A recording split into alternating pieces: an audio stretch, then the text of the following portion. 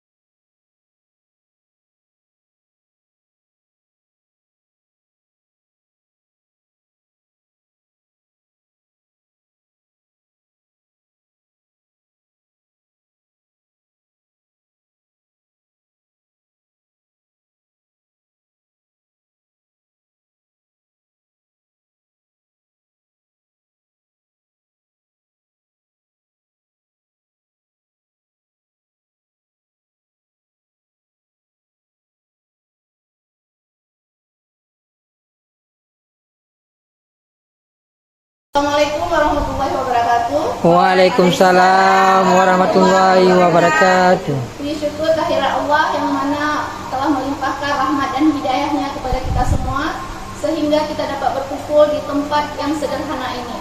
Salawat beriring salam tidak lupa pula kita sanjung sajikan keharibaan Nabi besar Nabi Muhammad SAW yang telah membawa kita dari alam kebodohan ke alam yang berilmu pengetahuan seperti yang kita rasakan sekarang ini. Penghormatan saya kepada Bapak Kepala Sekolah SMK Negeri 1 Juluk, penghormatan saya kepada Bapak Wakafur dan pada guru-guru yang telah berhadir pada hari ini, dan penghormatan saya kepada seluruh staf TU. Sebelum kita melanjutkan ke dalam acara inti, mari sejenak kita menyanyikan lagu Indonesia Raya. Mohon kepada Bapak Ibu untuk berdiri.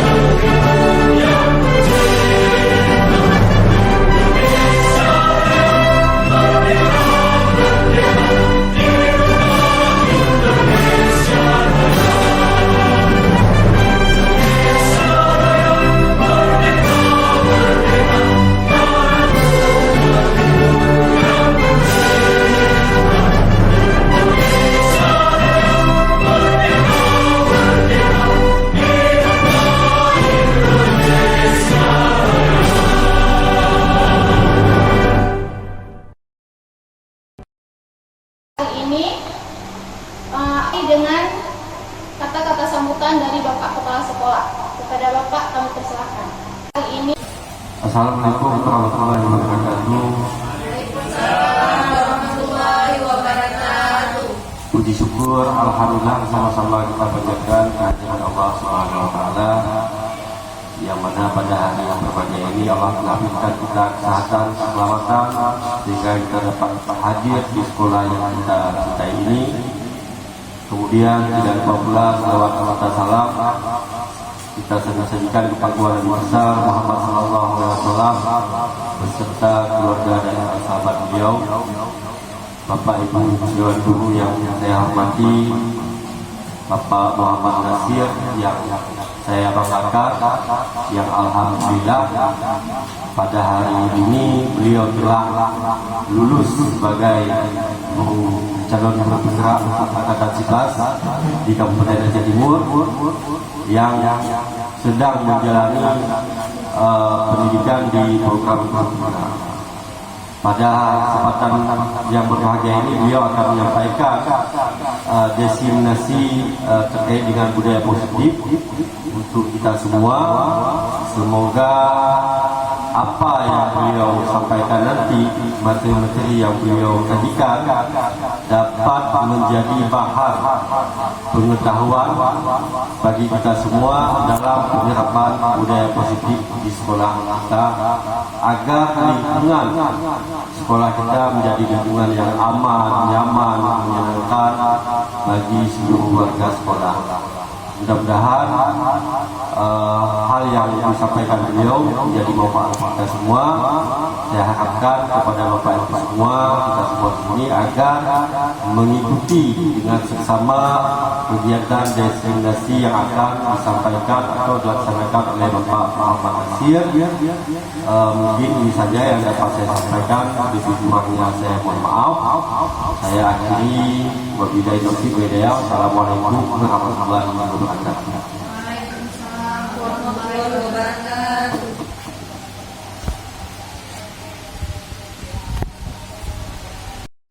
Assalamualaikum warahmatullahi wabarakatuh. Alhamdulillah rabbil alamin, wassalatu wassalamu ala asrofil anbiya'i wal mursalin sayyidina Muhammadin wa ala alihi wa sahbihi ajmain. Puji dan syukur marilah sama-sama kita panjatkan kehadirat Allah Subhanahu wa taala. Dengan berkah rahmat dan hidayahnya kita dapat menjalankan aktivitas kita sebagai guru dan pendidik untuk mengajar generasi masa depan bangsa. Kata-kata penghormatan saya kepada Bapak Kepala Sekolah yang selalu memberikan bimbingan kepada kita, dan juga penghormatan saya kepada Bapak Ibu Wakil Kepala Sekolah dan kepada Ibu Dewan Guru, pegawai TU dan seluruh warga sekolah pada SMK Negeri 1 Juluk, dan teristimewa kepada Bapak Ibu yang telah hadir pada hari yang berbahagia ini. Perkenalkan saya, mungkin kalau saya sudah kenal, kebetulan alhamdulillah saya lulus di Jalan Guru Penggerak Angkatan 11 tahun 2024. Dan pada pendidikan Jalan Guru Penggerak ini saya dibimbing oleh fasilitator saya, Ibu Yusnita Dewi, dan pengajar praktik saya itu Ibu Ida Royani, yang juga selalu membimbing di tempat ataupun kunjung sekolah untuk membimbing saya sendiri. Bapak Ibu yang saya hormati dan saya banggakan, izinkan saya untuk memaparkan tugas dari pendidikan Jalan Guru Penggerak, yaitu tentang diseminasi budaya positif di sekolah kita. Mungkin di sini nanti saya akan memberikan gambaran bahwasanya bagaimana budaya positif ini dapat kita terapkan di sekolah kita, sehingga apa yang diharapkan oleh pemerintah itu bisa berjalan sebagaimana mestinya. Bapak Ibu yang berbahagia, sebagai pembuka ini ada pertanyaan tematik ya. Kalau istilahnya pertanyaan awal. Setuju atau tidak itu terserah sama ibu. Mungkin saya hanya membaca, ibu mungkin nanti dijawab boleh atau nggak dijawab pun nggak ada masalah. Hukuman dapat mendisiplinkan anak. Apakah ibu itu setuju atau tidak? Ya kembali bersama ibu. Yang kedua, pemberian dengan hukuman dengan hal positif seperti membaca atau membersihkan halaman sekolah dapat meningkatkan disiplin anak atau disiplin dari peserta didik kita. Jadi Bapak Ibu, mungkin hal ini pernah terjadi, sering terjadi. Kalau menurut saya sering terjadi di sekolah manapun.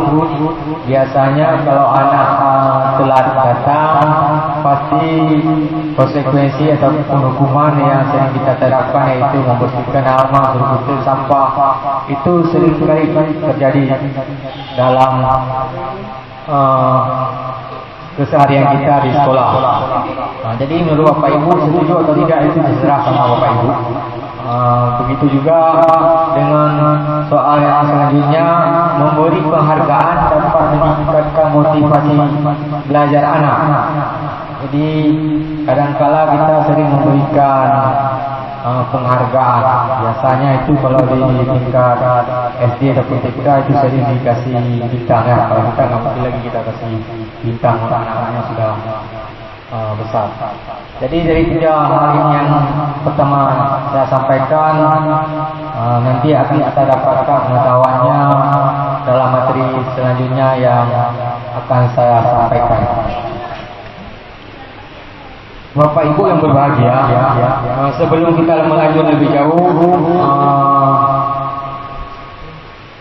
saya akan menampilkan sebuah video yang dapat menginspirasikan kita dalam kegiatan calon guru penggerak bersama saya dan dapat memberikan hal positif ataupun menularkan kepada Bapak Ibu Bapak untuk dapat dilaksanakan di sekolah sebagaimana saya mendapatkan juga di pendidikan guru penggerak.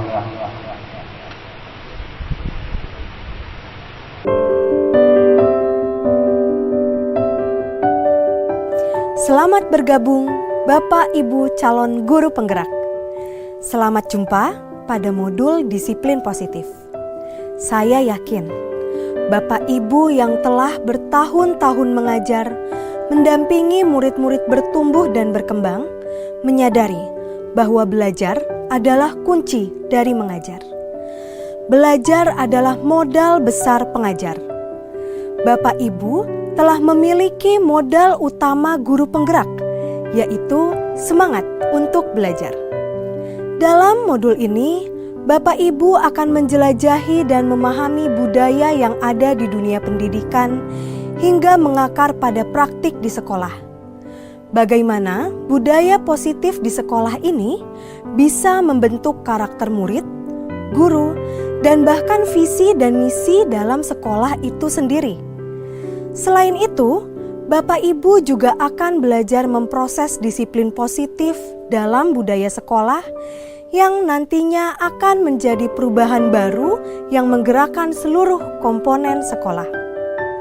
Modul budaya positif di sekolah ini diharapkan dapat menjadi pembelajaran, tempat untuk berproses, wadah untuk berdiskusi, dan menumbuhkan semangat satu dengan yang lainnya agar dapat tercipta pribadi-pribadi dengan kontrol penuh pada diri dan karakter yang kuat yang menjadi penggerak bagi para guru serta segenap tatanan komponen sekolah untuk memajukan pendidikan di Indonesia.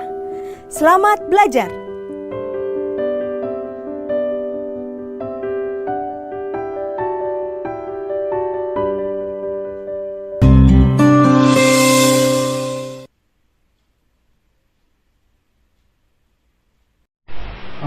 Terima kasih Bapak Ibu, guru-guru hebat semua.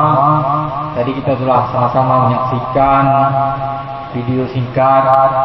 Video ini sebenarnya video yang diberikan untuk kami belajar dalam pendidikan guru penggerak. Jadi saya sampaikan di sini biar kita sama-sama juga mendengar langsung dari instruktur kami. Jadi kembali lagi ke slide kita, disiplin positif ini sangat menentukan bagi peserta didik kita. Mungkin di depan Bapak Ibu bisa melihat disiplin positif adalah pendekatan mendidik anak dengan penguatan perilaku baik melalui pujian dan dukungan, bukan hukuman. Intinya disiplin positif ini ataupun budaya positif ini itu kita hindari daripada menghukum. Jadi seperti soal pemantik tadi, di mana kira-kira posisi kita? Jadi dalam budaya disiplin positif diharapkan kita seorang pendidik tidak menghukum siswa, tetapi kita diharapkan bisa membimbing, mengarahkan sesuai dengan potensi dan kodrat mereka. Artinya di sini ada kodrat alam dan kodrat zaman. Metode ini merupakan mengajak anak tentang konsekuensi tindakan dan membangun komunikasi, empati dan konsistensi untuk rasa tanggung jawab dan kemandirian. Jadi dalam metode disiplin positif ini kita sangat diharapkan bisa membuka ruang komunikasi terutama bagi peserta didik kita, sehingga dengan diskusi atau komunikasi nantinya itu akan membantu siswa merasa bertanggung jawab terhadap tindakan-tindakan yang dia lakukan, baik itu yang masih kurang baik ataupun yang sudah baik. Penguatan hubungan juga sangat penting antara orang tua anak serta keterampilan sosial dan emosional anak. Jadi dalam disiplin positif ini sangat diharapkan ada penguatan hubungan. Jadi kita juga dengan guru bisa berkolaborasi menjalin hubungan supaya anak didik kita sama-sama mendapat pendidikan yang maksimal seperti yang diharapkan oleh anak itu sendiri dan tujuan daripada pendidikan yang telah dicanangkan oleh pemerintah kita, generasi emas tahun 2024 bisa diimplementasikan melalui pendidikan secara formal maupun informal. Keterampilan sosial ini sangat menentukan posisi kita sebagai pendidik untuk melaksanakan tugas dan melaksanakan kewajiban kita sebagai pendidik. Ibu guru hebat, kita lanjut. Tujuan budaya positif. Adapun yang menjadi tujuan dalam tindakan nyata budaya positif ini adalah sebagai berikut. Terwujudnya visi misi sekolah melalui penerapan budaya positif. Bapak Ibu pastinya setiap sekolah itu mempunyai visi sekolah. Mungkin kalau kita di depan kantor itu ada visi sekolah. Di sini sangat diharapkan seorang guru setiap mata pelajaran pribadi guru itu mempunyai visi terhadap anak didiknya, sehingga akan melahirkan anak-anak didik yang kompeten, misalkan mandiri, sesuai dengan profil Pancasila. Yang kedua, terbentuknya karakter disiplin yang kuat. Jadi karakter anak itu akan terbentuk bila dilakukan pembiasaan yang dilaksanakan di sekolah, sehingga akan menular baik di rumah, di lingkungan masyarakat. Nantinya dia mempunyai karakter disiplin yang baik ataupun yang bagus ataupun kuat dalam kehidupan pribadi seorang anak. Selanjutnya itu menumbuhkan dan menguatkan karakter positif melalui pembiasaan positif yang seperti saya sampaikan tadi. Dengan pembiasaan inilah akan terbentuk karakter, juga akan membentuk penguatan yang menumbuh kembangkan anak dalam kehidupan bermasyarakat, di lingkungan sekolah, di lingkungan masyarakat dan di lingkungan keluarga. Yang terakhir, menumbuhkan kembang karakter profil Pancasila. Profil pelajar Pancasila ini akan menjadi hal yang positif bagi anak didik kita. Langsung ke konsep utama budaya positif. Jadi pada hari ini yang berbahagia ini, kami dari calon-calon guru penggerak untuk berkolaborasi memberikan artinya berbagi mempersamai persepsi tentang pendidikan yang kami dapatkan pada calon guru penggerak. Di antaranya itu ada perubahan paradigma belajar, terus ada disiplin positif, selanjutnya itu ada yang namanya kebutuhan dasar manusia, selanjutnya motivasi perilaku manusia, posisi kontrol, keyakinan kelas, dan segitiga restitusi. Jadi Bapak Ibu, sebelum kita melanjut ke materi yang lebih jauh, mungkin kita sama-sama mengenal gambar ini. Inilah Bapak pendidikan kita, Bapak Ki Hajar Dewantara. Dalam pendidikan guru penggerak itu kami disuguhkan dengan materi awal, yaitu filosofi pendidikan Ki Hajar Dewantara, yang dimana pendidikan adalah tuntunan bagi seluruh kekuatan kodrat yang ada pada anak agar mereka sebagai manusia dan sebagai anggota masyarakat dapat mencapai keselamatan dan kebahagiaan yang setinggi-tingginya. Ini salah satu yang disampaikan oleh Bapak Ki Hajar Dewantara. Banyak juga tokoh-tokoh pendidikan yang menyampaikan pengertian atau makna daripada pendidikan itu sendiri. Kita lanjut pada mungkin bab yang pertama, pembelajaran dengan paradigma baru. Jadi dalam pembelajaran paradigma baru dirancang berdasarkan prinsip pembelajaran berdiferensiasi, sehingga setiap siswa belajar sesuai dengan kebutuhan dan tahapan perkembangannya. Jadi pembelajaran berdiferensiasi ini Bapak Ibu, ini salah satu yang metode pembelajaran yang dapat mengantarkan anak mempunyai karakter pada profil pelajar Pancasila. Jadi Bapak Ibu, profil Pancasila selama ini kita sudah menerapkan dalam pembelajaran kurikulum Merdeka. Jadi di antaranya itu ada keimanan bertakwa kepada Tuhan yang Maha Esa dan berakhlak mulia, kebinekaan global, bergotong royong, kreatif, bernalar kritis, dan mandiri. Yang masing-masing ini mungkin tidak semua bisa kita cover sesuai dengan target ataupun visi kita guru dulu, dan nantinya akan diimplementasikan pada visi sekolah yang dirangkum dari seluruh jurusan yang ada di sekolah kita ini. Visinya seperti apa? Oke, lanjut.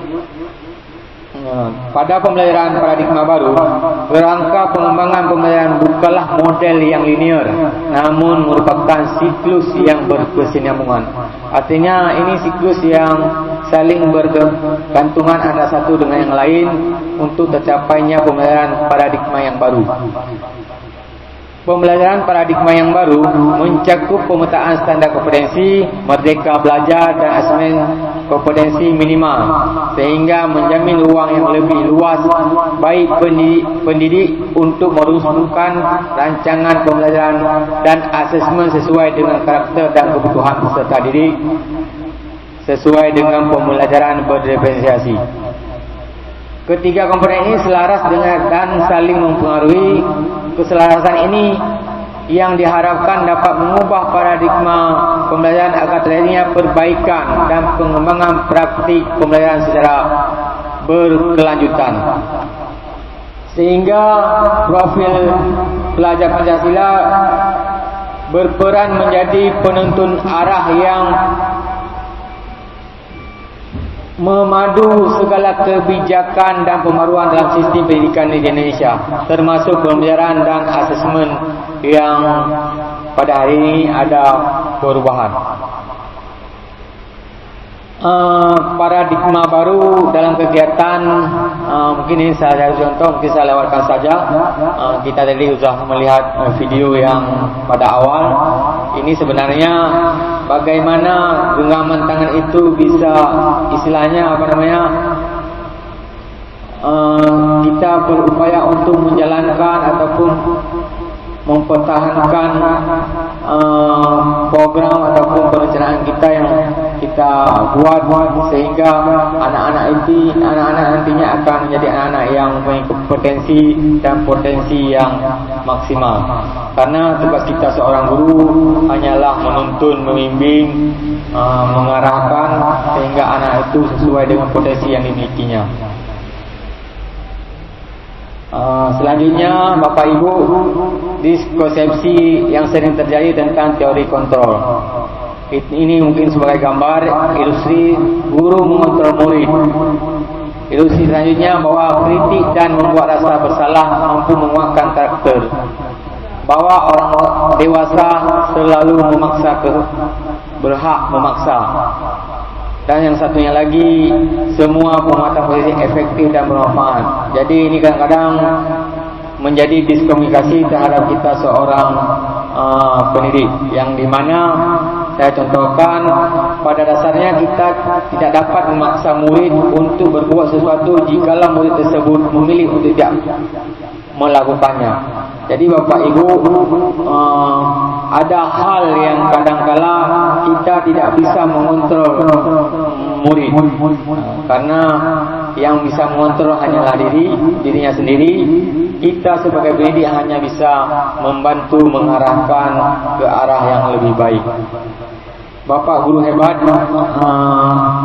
dalam pendidikan ini, guru selalu diharapkan dapat menjalankan kegiatannya yang hanya menuntun. Artinya saya mengulas sedikit, menuntun ini dengan budaya positifnya, sehingga akan terlaksanakan pembelajaran yang maksimal.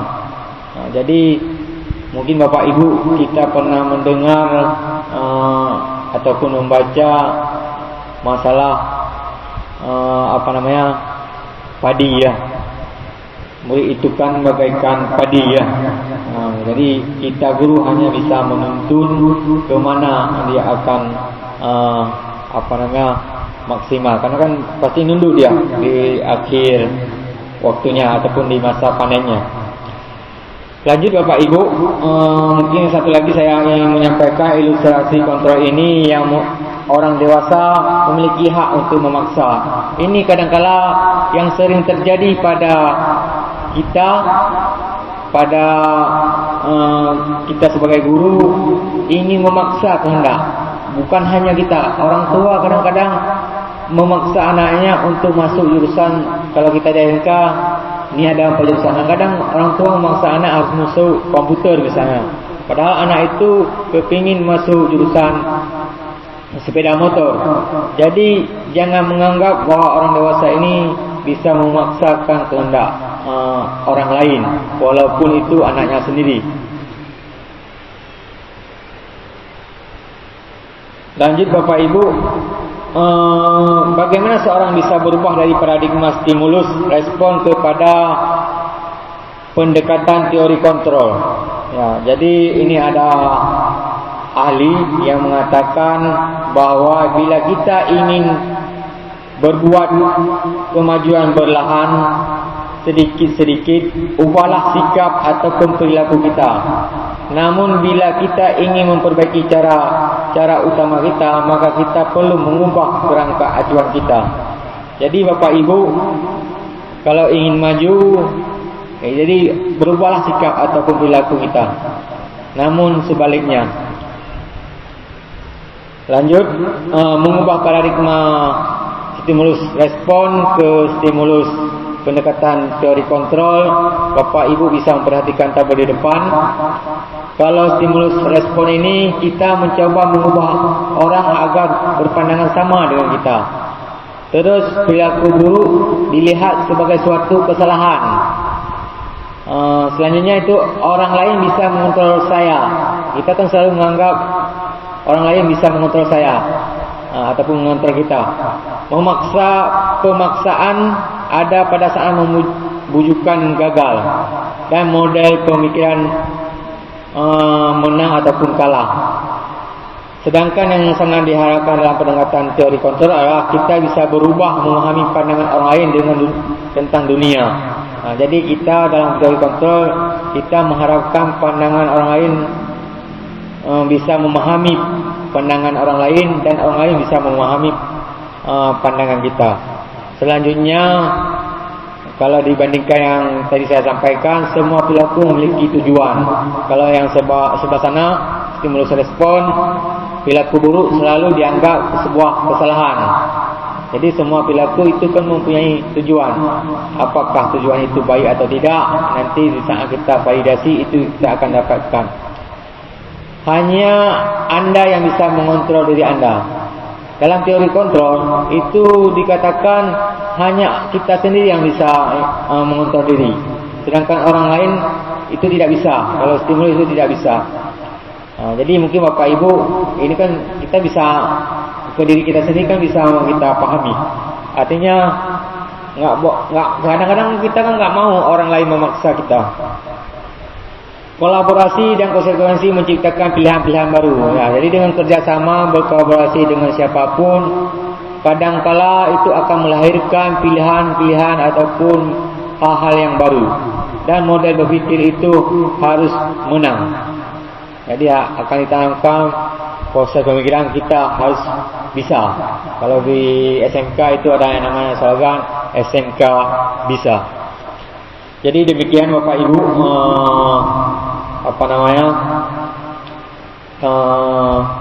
pemaparan perubahan paradigma pembelajaran. Mungkin saya buka untuk sesi bertanya kepada Bapak Ibu. Mungkin ada yang belum Bapak Ibu pahami. Sebelumnya terima kasih. Yang kelima, konsep undang dasar ini tidak hanya berlaku bagi anak atau murid, namun juga bagi manusia dewasa. Jadi kebutuhan ini berlaku juga bagi kita yang sudah dewasa dalam kehidupan sehari-hari. Kita juga membutuhkan. Itu juga anak. Jadi kita kembali ke sekolah kita. Kebutuhan ini kita sebagai guru harus bisa kita penuhi kepada siswa-siswa kita dalam pembelajaran yang kita ajarkan kepada siswa. Jadi Bapak Ibu, ini materi tentang kebutuhan dasar manusia. Mungkin ada yang ingin ditanyakan tentang materi ini, saya silakan.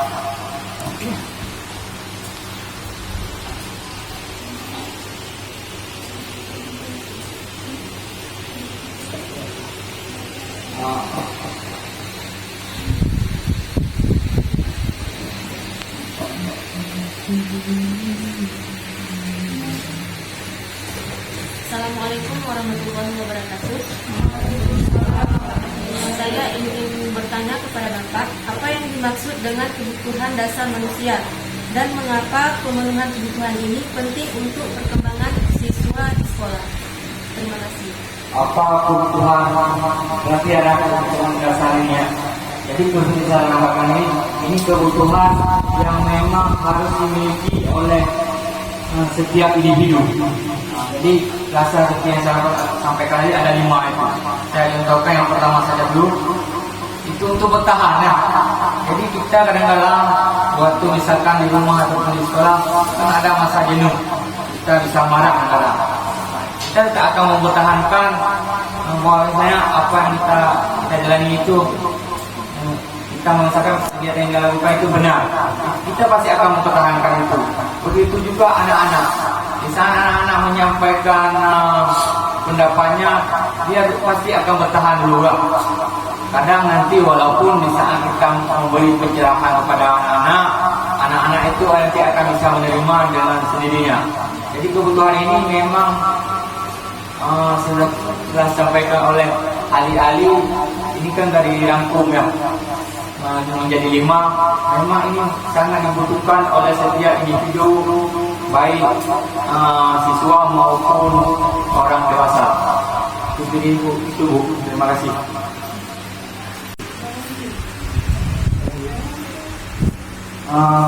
Bapak Ibu, kita akan melanjutkan pada materi selanjutnya, yaitu 5 posisi kontrol guru terhadap murid. Itu yang pertama, penghukum. Yang kedua, membuat merasa bersalah. Ketiga, sebagai teman. Keempat, sebagai pemantau. Dan yang kelima, sebagai manajer.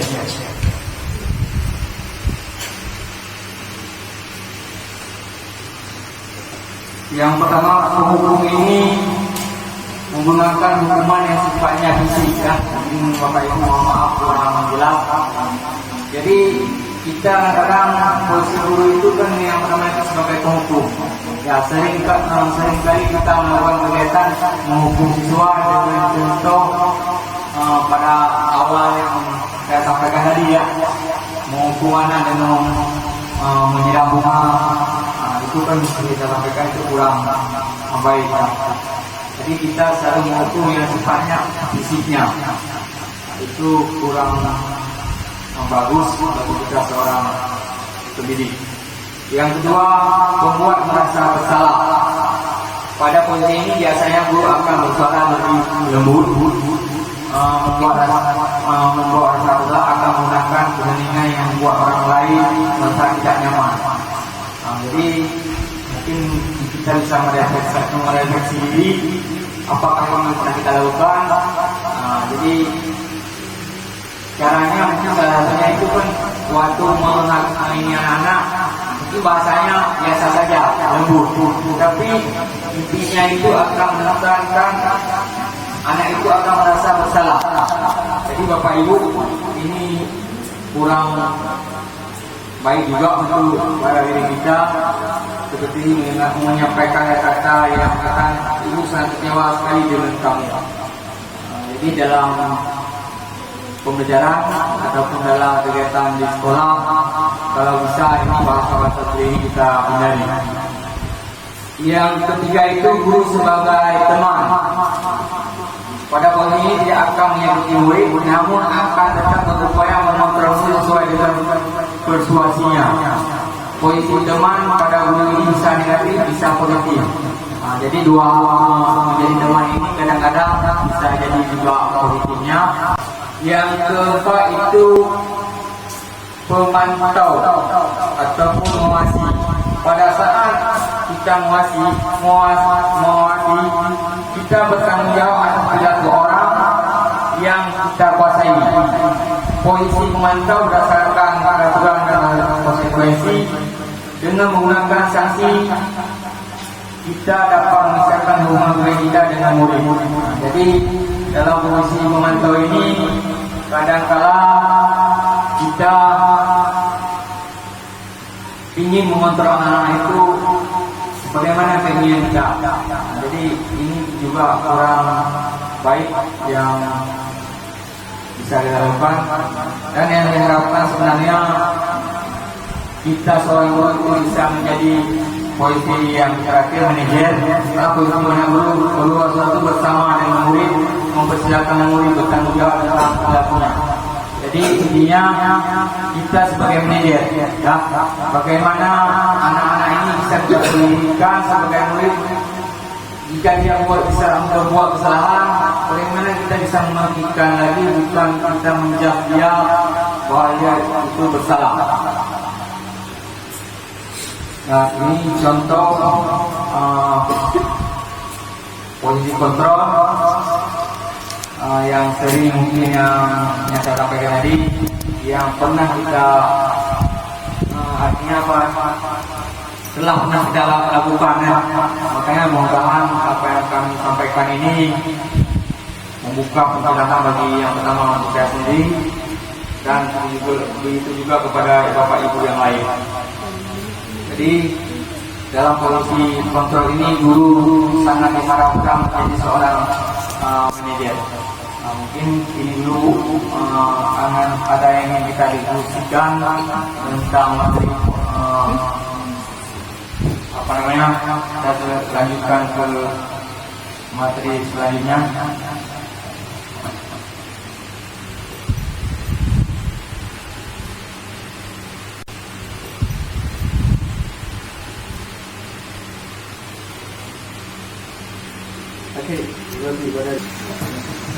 Ya Bapak Ibu, kita lanjut kepada keyakinan kelas. Sebenarnya keyakinan kelas ini di sekolah kita ada beberapa yang sudah kita terapkan juga ada. Jadi yang menjadi pertanyaan pertama itu mengapa tidak peraturan saja? Mengapa harus keyakinan kelas? Nah, mungkin ini dua pertanyaan kami sebelum mengikuti ya. Jadi keyakinan kelas ini sebenarnya bisa dibuat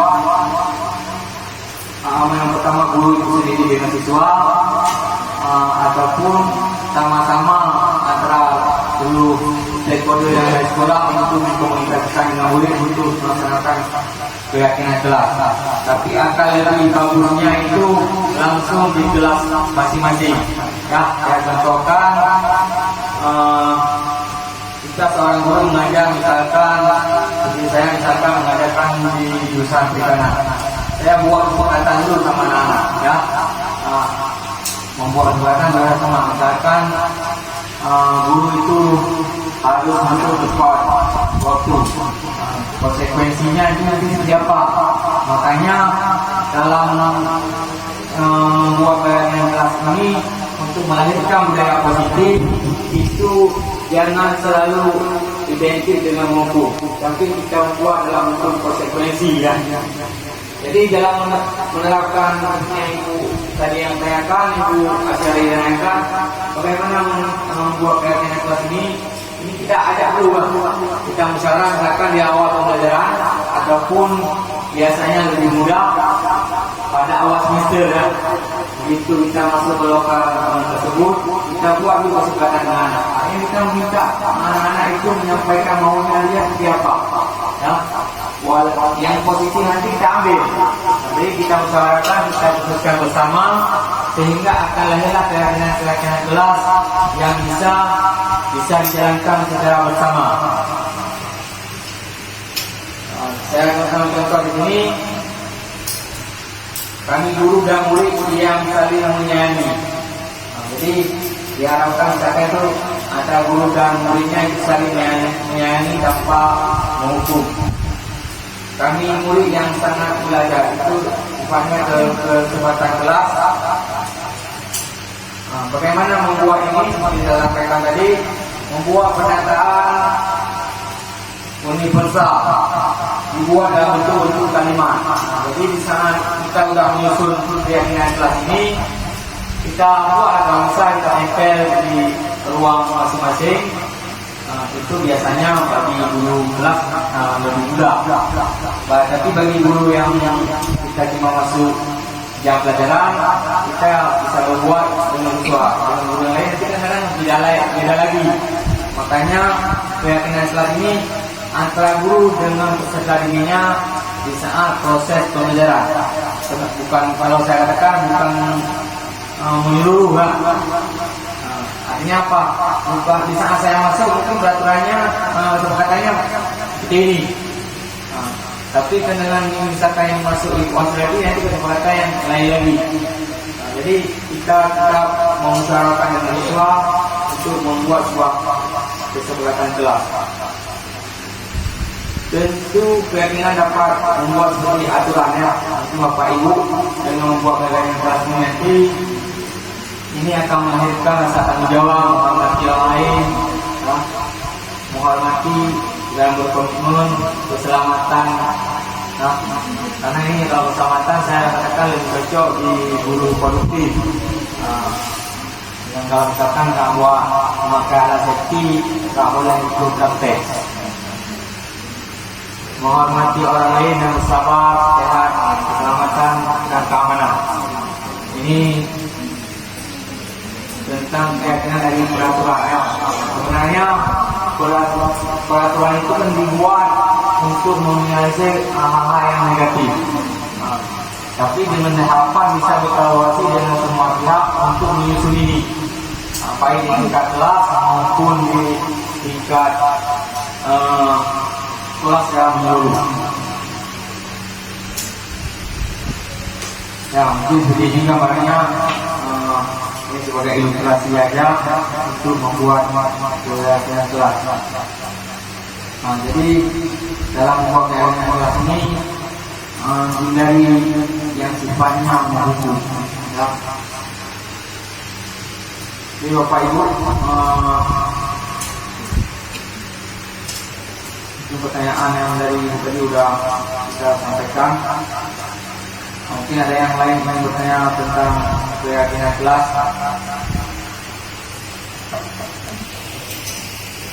Assalamualaikum. Saya ingin bertanya, Bapak, apa langkah yang dilakukan guru untuk membangun keyakinan diri dan siswa-siswanya di dalam kelas? Itu mohon penjelasannya, Bapak. Ini langkah apa yang bisa dilakukan untuk membuat keyakinan kelas? Sebagai yang gambar ini, misalkan kayak contohnya ini, misalkan ibu masuk ke di awal pelajaran tahun ajaran lah, awal semester, bapak mengajak anak-anak untuk membuat kegiatan dulu, untuk melahirkan keyakinan kelas seperti tadi. Nah, jadi anak-anak misalkan bapak menginginkan, bapak ibu menawarkan dulu ke anak-anak. Jadi saya gambarkan, misalkan masuk jam berapa. Kalau misalkan ibu telat atau kalian telat, konsekuensinya apa? Jadi kita minta dulu pendapat dari siswa. Setelah itu, kan ini kebanyakan nanti. Yang siswa ini minta sendiri, yang ini lain lagi nanti. Jadi sama-sama nanti diputuskan apa yang menjadi misalkan masuk misalkan harus tepat waktu. Kalau lewat berarti kena konsekuensinya seperti apa. Jadi seperti itu langkah-langkahnya. Yang intinya ajak siswa itu berkomunikasi untuk bisa melahirkan secara bersama, bukan dari kita guru maunya seperti ini. Jadi sama-sama kita buat antara guru dan siswa itu berkolaborasi melahirkan keyakinan kelas. Karena kalau lahir dari siswa itu, insya Allah itu akan lebih mudah. Artinya di sana dia misalkan melanggar, kita bisa menaikkan konsekuensi apa yang sudah kita sepakati waktu saat membuat pembuatan tersebut. Yang seperti itu. Kita lanjut ke materi terakhir. Kita di ujung kegiatan tentang segitiga revolusi. Jadi saya sampaikan sedikit dari pendidikan kami. Restitusi dikembangkan oleh pakar pendidikan Diane Gossen, berlandaskan pada teori kontrol Dr. William Gleiser. Segitiga restitusi adalah suatu proses dialog yang dijalankan oleh guru atau orang tua agar dapat menghasilkan murid yang mandiri dan bertanggung jawab. Pada saat guru di posisi manajer, aspek yang dikembangkan pada murid adalah motivasi intrinsik, sehingga penanaman nilai-nilai kebajikan dapat tumbuh dan berkembang menjadi suatu kebiasaan positif yang akhirnya membentuk karakter murid. Proses dialog ini terdiri dari 3 langkah yang digambarkan pada ketiga sisi pada segitiga restitusi. Sisi pertama adalah menstabilkan identitas. Sisi yang kedua adalah validasi tindakan yang salah.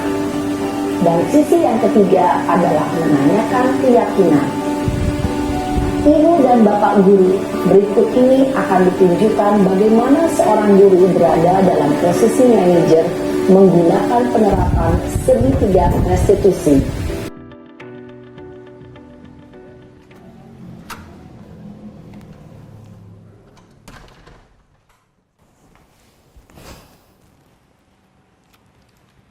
Siang Sarah. Siang Pak. Sudah lama nggak ketemu Sarah. Kenapa hari ini ada di sini? Kesel Pak, kesel banget. Masa aku dikatain tukang fitnah Pak? Ya aku marah lah. Aku balik ngatain Eka di depan kelas. Kesel banget. Oh begitu. Ya pasti kamu marah dan kesal. Bapak juga akan marah apabila ada yang menuduh Bapak seperti itu. Kemudian pada saat itu kamu mau melakukan apa? Ya saya langsung ngatain Eka lah Pak. Kesel banget. Saya bentak-bentak dia depan teman-teman lain. Oh begitu. Pasti kamu melakukan seperti itu karena suatu alasan tertentu bukan? Iyalah, masa saya diam saja Pak? Ya saya bela diri lah. Masa saya dituduh tukang fitnah? Ya wajar lah. Mempertahankan harga diri itu sesuatu yang penting buat kamu. Untung kamu tidak bertindak lebih gegabah lagi. Hanya membentak-bentak. Iya Pak. Untung saya masih bersabar dan hanya membentak saja. Sudah gemes padahal. Saya pasti bela diri lah. Ya pasti ya. Tapi kamu memilih untuk tetap bertahan dan bersabar. Kamu memilih untuk tidak berbuat lebih parah lagi bukan? Iya.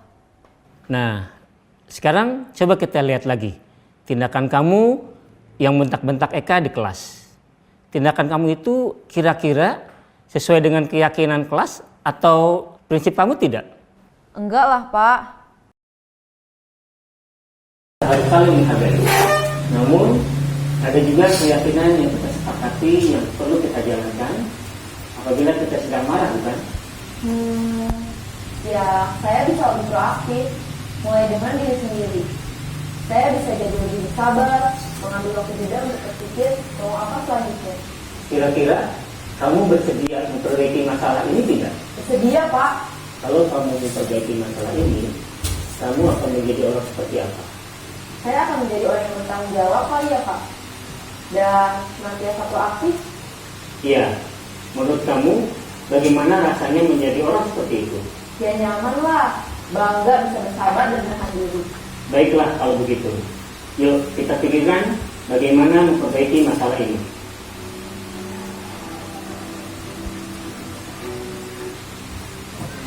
Yang Bapak Ibu itu salah satu contoh dalam penerapan strategi 3 Desa.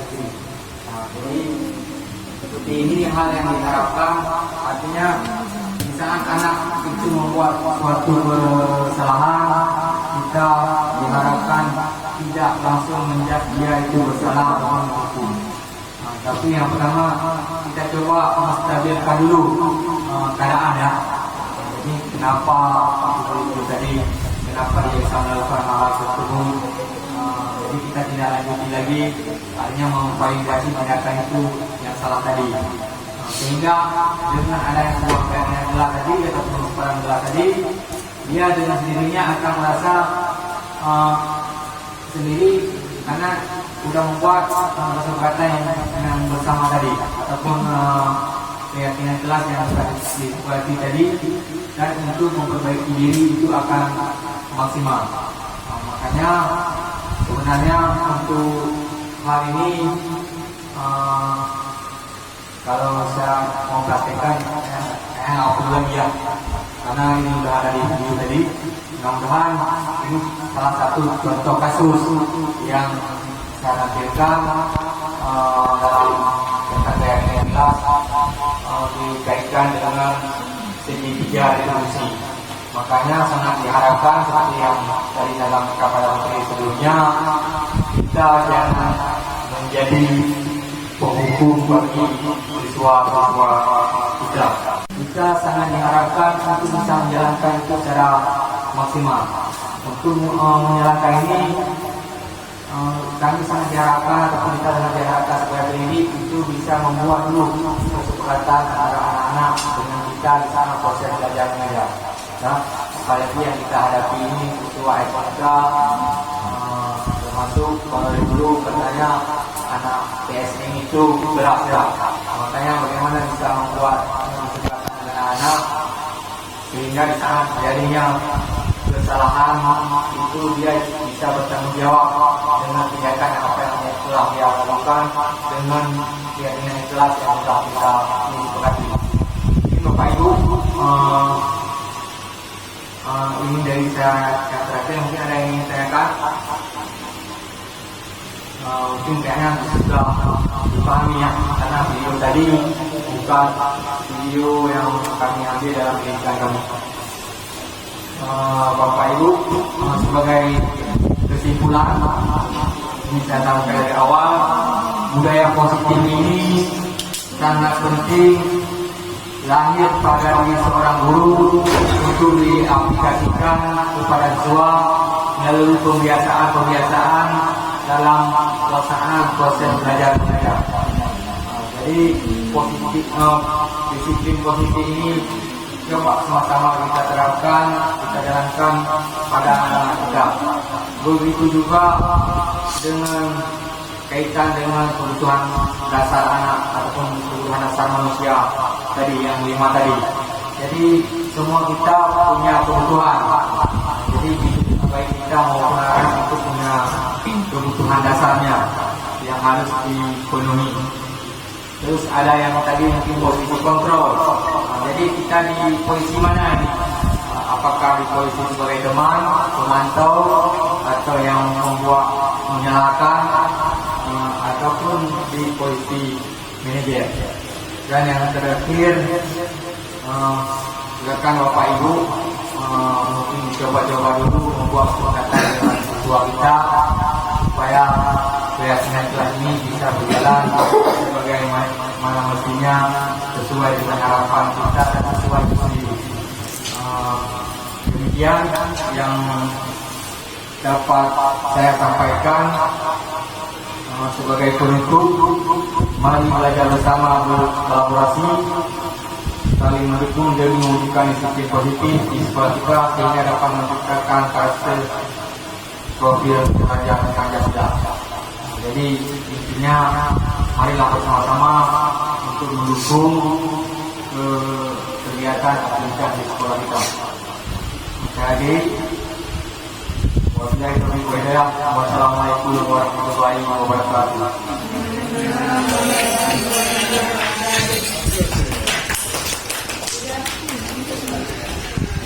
Baiklah, terima kasih kepada Bapak Muhammad Nasir SPI yang telah memaparkan materinya. Semoga menjadi tambahan bagi kita semua untuk lebih berinovasi lagi dalam mendidik anak-anak kita.